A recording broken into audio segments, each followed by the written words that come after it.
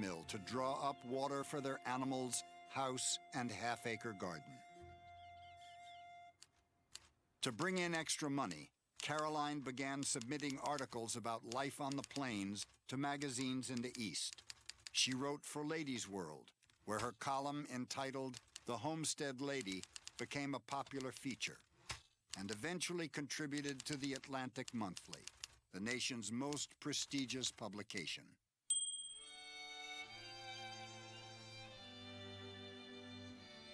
Out here in this wilderness has come to me the very greatest and sweetest and most hopeful happiness of all my life. You live with the wind when you're out there. It's not something that's constant, but it blows more than it doesn't blow. The times that it blows really hard may not be that often, but there's just a constant breeze, a little murmur of the wind across the fields and in the wheat and in what trees are there. You feel it, you sense it more than you hear it. That country was so flat, you could see for just miles. You used to say that there wasn't a fence between there and the North Pole. But God, it was good grass country. Man, it's perfect. It's said that buffalo grass would hold the moisture, so if you went down 12 inches, you would find moist earth. And I remember us digging down, and the earth was moist down there. It was beautiful soil. It was beautiful soil. Well, nature took several million years to find a solution to these unstable soils, these high winds, these turbulent weather conditions, which was the grasses.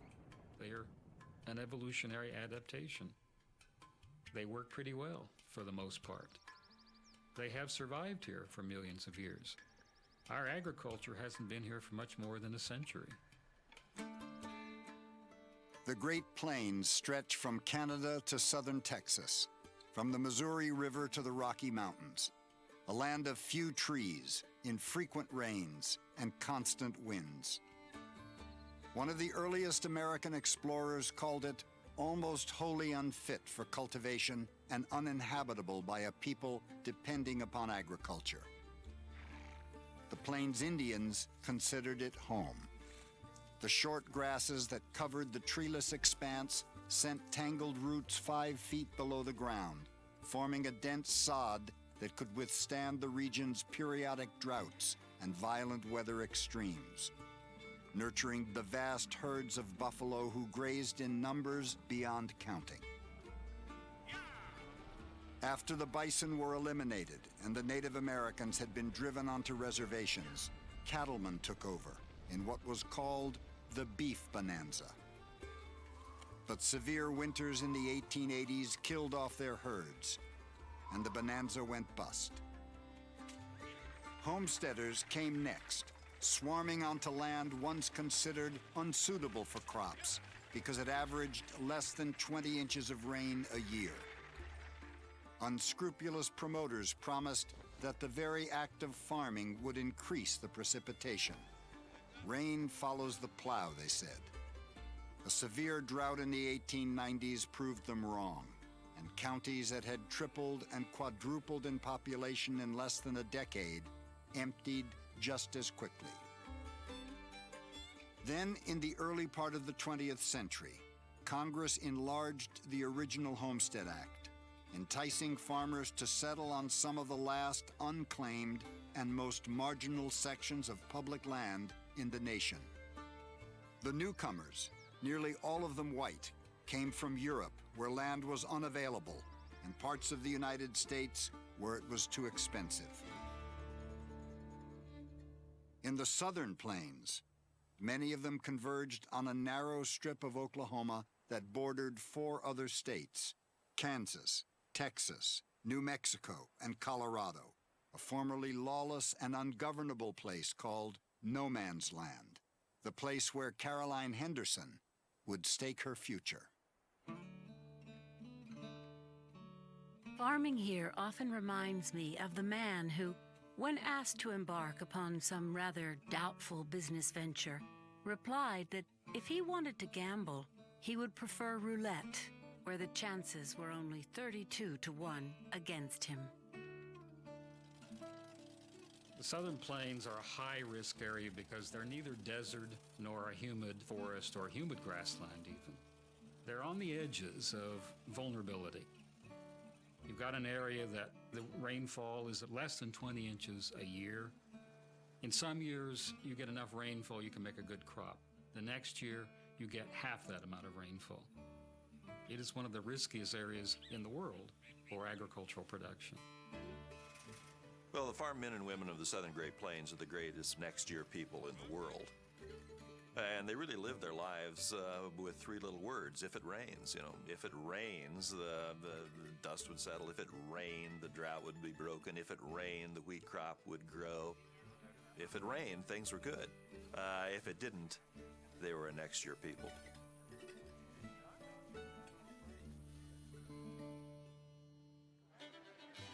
Not long after Caroline Henderson moved to no man's land in 1907, the Southern Plains entered a wet period, and the pace of settlement quickened. Real estate syndicates began buying big ranches for $5 an acre and carved them up into smaller parcels for sale at 3 times the price. Railroad companies did the same thing with the vast tracts they had been given by the government. Special excursion trains brought prospective buyers to the region by the thousands. Salesmen assured them that none other than the former chancellor of the University of Kansas had determined that the climate was undergoing a permanent shift. Precipitation was increasing while the winds were slowing down. Another expert declared that removing the cover of prairie grasses allowed more rainfall to penetrate the soil. Towns sprang up overnight. In Cimarron County, Oklahoma, the developers of Boise City sold house lots to buyers who didn't even bother to come for an inspection. Boise City is named for the French word le bois, tree. There were no trees. This is in the panhandle of Oklahoma. There were no trees. They advertised it as having artesian wells, big main streets where bankers could live, and stately elms and maples. There were no trees, there was no water, there were no houses, but they sold lots here. And this is one of the few times in American real estate where real estate promoters have actually been convicted, sent to federal penitentiary. And one of them rotted and died in that penitentiary after the real estate scam that was Boise City. Oklahoma, one railroad brochure bragged, grows better cattle than Texas, better corn than Kansas or Minnesota, better cotton in Mississippi or Alabama, and better swine than anywhere.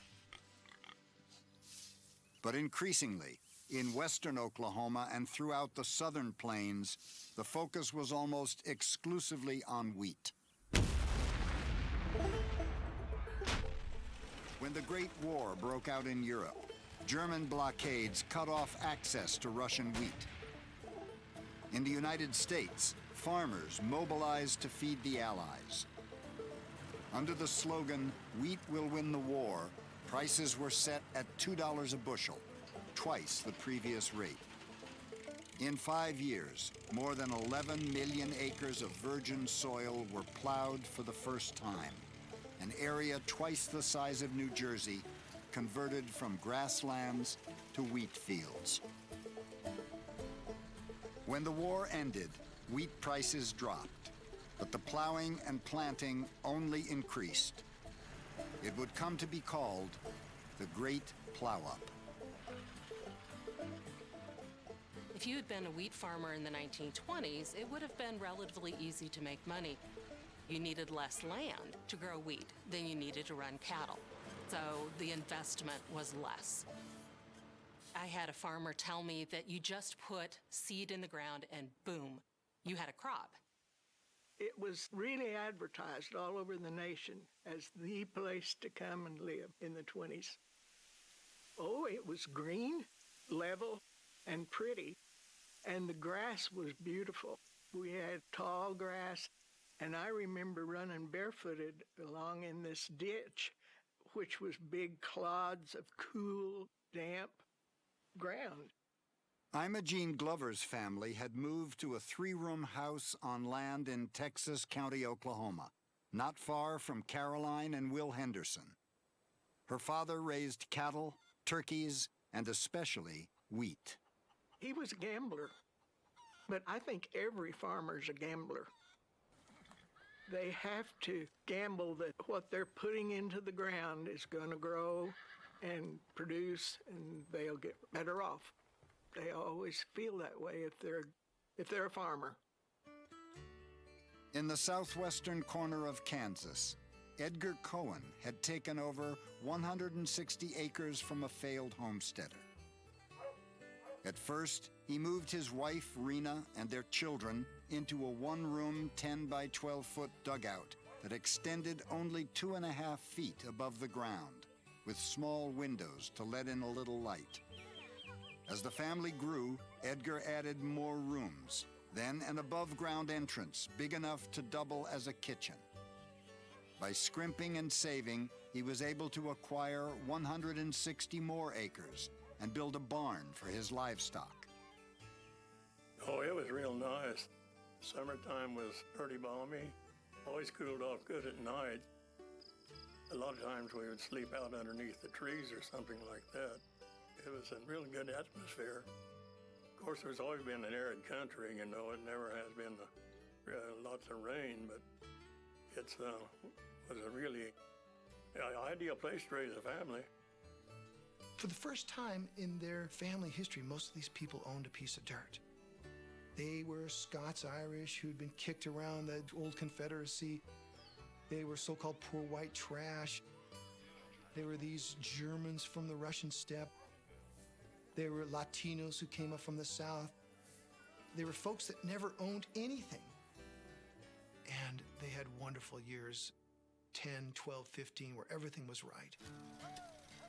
Modern machinery made wheat farming more efficient and still profitable, even at prices of $1 per bushel. Powerful gasoline tractors, pulling broad arrays of disc plows, turned the sod with ease.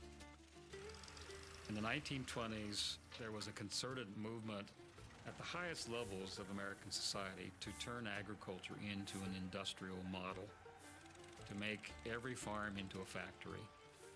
Well, you could never have plowed up 30-some million acres of land with horse and a wooden plow, or even a steel plow. Tractors were going all night long with headlights burning to plow up this land to get it into production.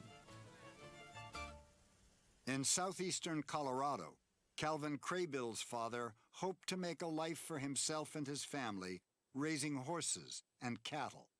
But to get ahead, he took a job driving a tractor on other people's land.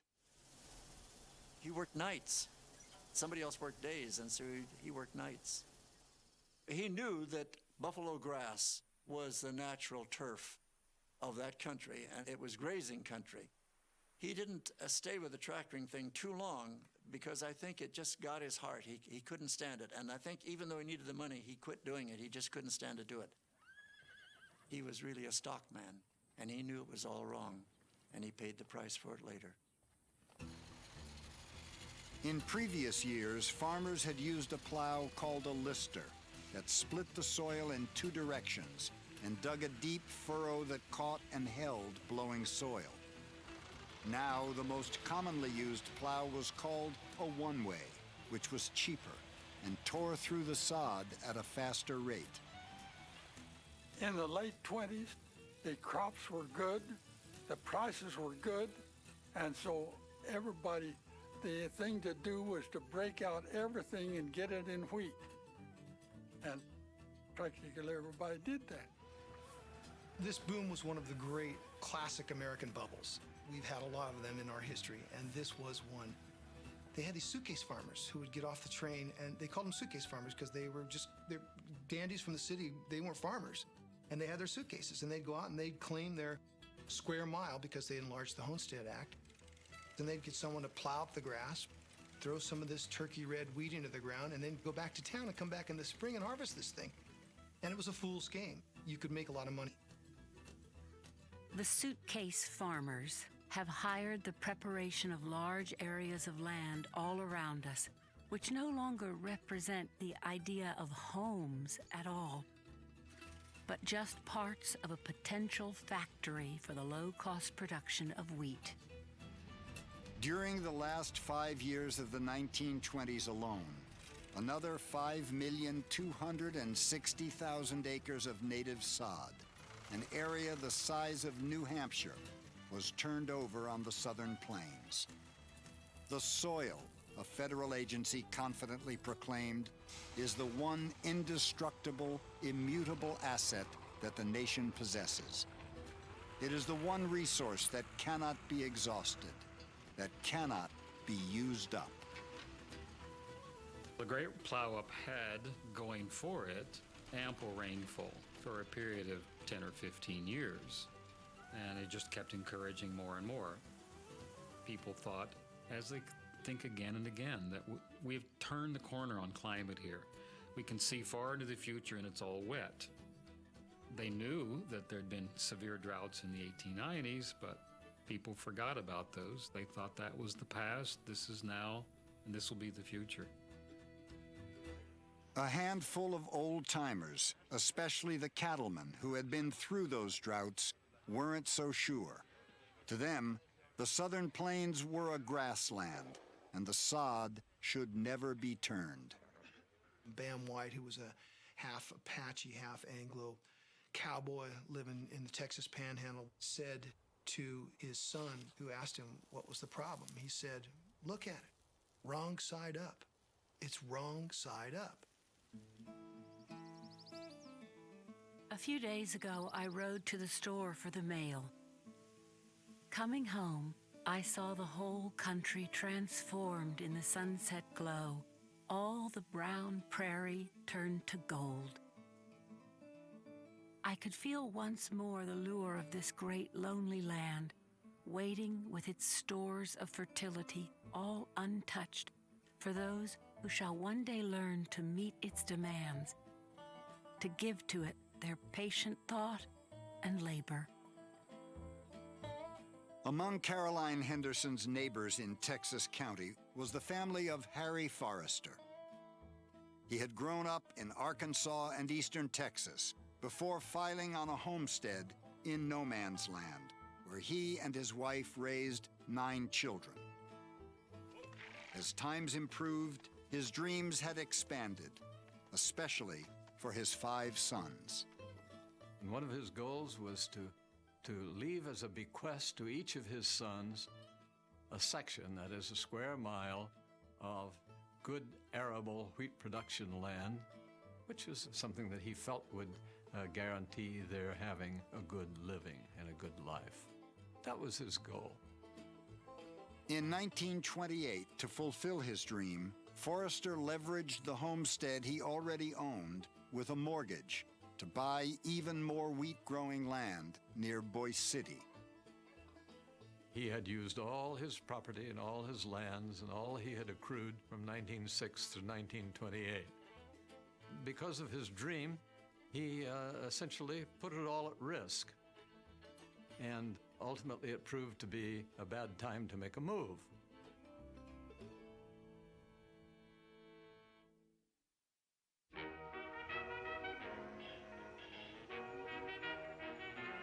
On October 29, 1929, a day that would be remembered as Black Tuesday, the stock market crashed on Wall Street, puncturing a speculative bubble that had been building throughout the 1920s. By the end of the year, the financial panic began to spread to other parts of the economy, throwing 1.5 million Americans out of work. A year later, that number would triple, and the nation descended into the Great Depression. But back in no man's land, the future still looked bright. The U.S. Chamber of Commerce pronounced the Southern Plains as one of the most prosperous areas in the entire nation. An advertisement in the Boise City News imagined a Manhattan-style skyline with the prediction, "Soon you will have your own Empire State Building right across from Kirby's Cash Grocery." The first 2 years, they thought it didn't affect them, that it was back east. Oh, well, you know, that was Chicago, that was New York, it wasn't here. This won't happen to us. We had the best crop that we had in 1929. That's when the market was great, and the people that did plant wheat had a better year than they'd ever had. And they just thought they'd get wealthy. It was a great time, and everything was looking up. In the panhandle town of Follett, Texas, Trixie Travis Brown's father decided times were right to start a new business and build a new house. He and his dad and brother opened a hardware store in Follett. Follett was a thriving little town. We had a main street that had businesses on both sides of the street. After my sister was born in 29, we moved in to the new house. It was great. Things seemed to be going well for my dad, for Grandpa.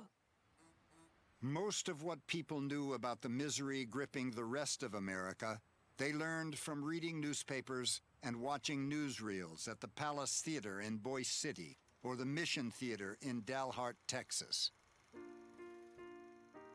But as the Depression deepened elsewhere, prices of farm commodities collapsed, plunging all of rural America into crisis. In 1930, wheat dropped from $1 to 70 cents a bushel. Now, the federal government begged farmers to reduce their acreage. Instead, farmers decided if they couldn't make as much money per bushel, they would simply harvest more bushels.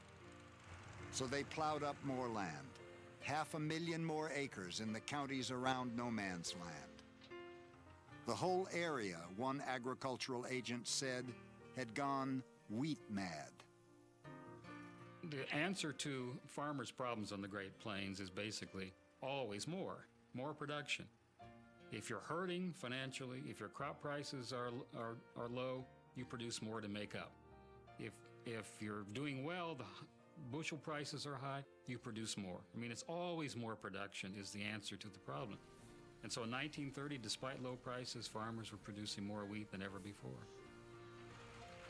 This big plow was the final surge that came after wheat had crashed. If you had 10,000 acres and you had taken out a bank loan to service your 10,000 acres, suddenly you're getting only half what you got that year before. The only way you could cover your nut was to double the amount of land you plowed up. So it sent them into the fields for this frantic last-minute effort to turn the land. It was a recipe for economic disaster in the sense that they were producing an enormous glut of wheat that didn't have a market.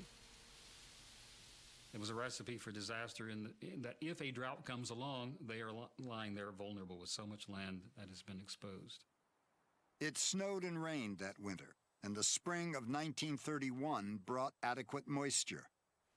By harvest time, the winter wheat was shoulder high, and farmers realized they had a bonanza on their hands.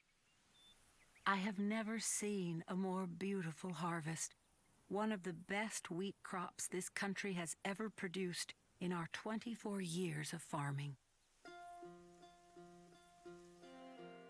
Over the years, Caroline and Will Henderson had increased their holdings to 640 acres, a square mile.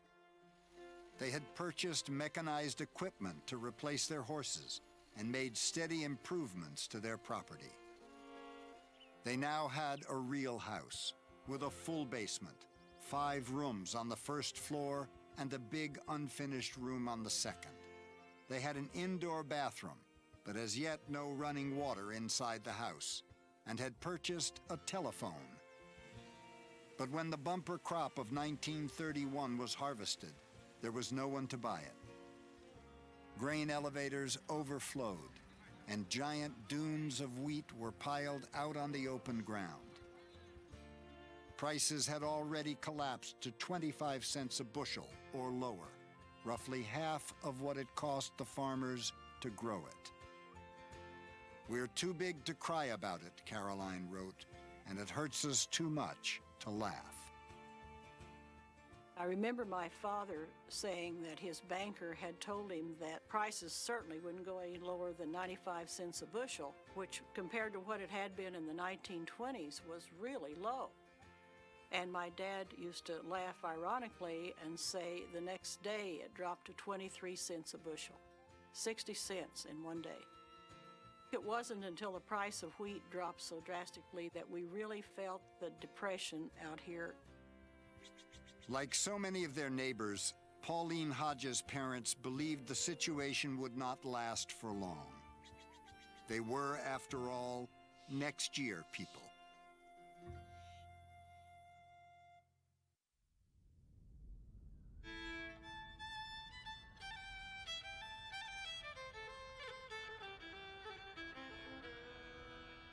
A little after noontime on January 21st, 1932, a dust cloud appeared outside of Amarillo, Texas. Dust storms weren't uncommon in the area, but this one rose 10,000 feet into the air, carried winds of 60 miles per hour. The local weather bureau didn't quite know what to make of it, calling it awe-inspiring and most spectacular.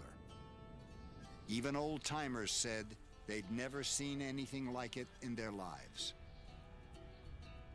Scared us to death. We didn't know what to think. We was at home. Dad was gone, looking for cattle. Mom and sister and I, we was outside. We looked at that and we just didn't know what it was going to be. It first started way off. It was real dark. And the closer it got brown. And when it hit in 30 minutes, you couldn't. It was just like midnight. Middle of the day was just like midnight, with no stars, just dark. Boots McCoy's family lived in Texas County, 6 miles west of the Hendersons. He and his big sister, Ruby Pauline, huddled with their mother, who was pregnant. It'd be still. It'd be just calm as it could be. And then when that dust got there, wham, it would hit you. And it was just a roll. It was scary. It scared the heck out of us. Mother'd pray about it, you know. And us kids, of course, we was little, and we stayed pretty close to Ma, I guarantee you. The storm passed quickly, but that winter of 1931-32 was uncommonly dry. So was the spring that followed. The fierce winds common to the season began picking up sand and soil from the bare fields again and moving it across the landscape. The Weather Bureau began classifying the storms by their severity. Some storms, taking the coarser, sandier soils, moved along the ground for a few miles before disappearing. Others created a light haze in the sky. The worst ones reduced visibility to less than a quarter mile. No Man's Land had 14 of those in 1932. The dust storms was the most fearsome looking, but as far as damage, I would say the sandstorms did more damage to our land and our cattle and so forth. You don't hear much about the sandstorms, but we had a lot of those. Wouldn't get very dark, but they were a nuisance to be out in. It'd just pepper you like, the sand hitting you. It'd be very abrasive. And they might last 2 or 3 days. And one time my mother marked 21 days on the calendar that we had sandstorms every day. Well, I had to run get the chickens in when we'd see them coming. And if I didn't get back to the house or to the cellar in time, my bare legs would really feel that sand and grit. But I knew the way. I think I could run blindfolded from the chicken house to the house and into the cellar. By 8 o'clock, that wind would be hitting in dirt. And by the time I would walk from that house to that road, which was as far as from here across the street out there, My legs would be blistered. That dirt would be coming and hitting there so hard.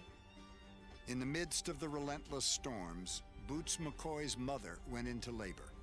It turned out she was carrying twins. She named them Roy and Troy, but they were in trouble from the very beginning. They lasted, best I can remember, about 12 hours. And the doctor just couldn't save them. And when we buried them, the neighbors built a coffin. And one of them went to J.C. Penney's store and got some number 12 shoe boxes, and we put some cotton and put them boys in that, and that put them in that coffin. That's the way they was buried. Many a time I have found myself tired out from having tried, unconsciously and without success, to bring the distant rain clouds nearer